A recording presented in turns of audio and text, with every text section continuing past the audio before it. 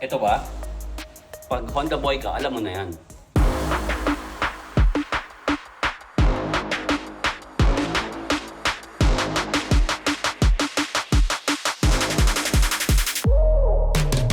Hi, I'm Mark Luna. I drive a 2024 Honda Civic Type R FL5.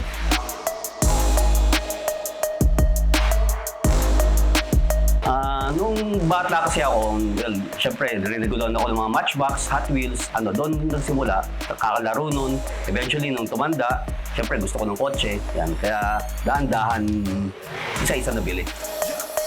First car ko, yung 1989 Toyota Corolla na 16 valve.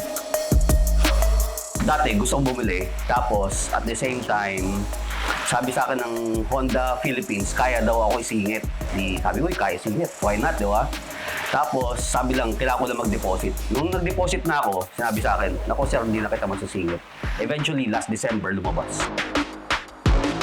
In a way, yes. Kasi meron ako yung lumang Type R, gusto ko lang yung may kasunod na parehas na sa akin pa. Hopefully, on the next generation, baka bili ulit ako isa pang Type R na yung newer body. Yung dati kasi yung sa Honda, well, meron akong Civic na SAR, meron akong Civic na hatch. Tapos pero dito sa Philippines kasi dati wala namang Civic Type R na locally available eh. Kaya yung nagka-available locally, bumili ako. Biggest distinction is more, yung luma kasi, yung torque sa umpisa halos wala. Tapos pero third, fourth, fifth gear yan, malakas yan.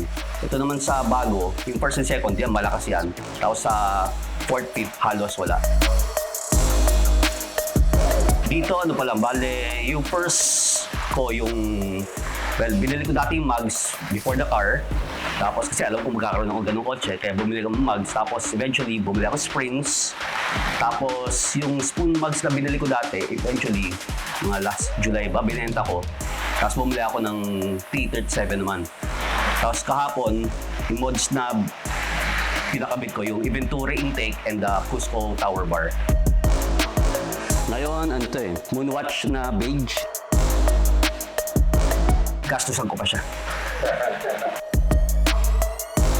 Study hard, work hard, and pray hard. Yun lang. Ito ba? Pag Honda boy ka, alam mo na yan.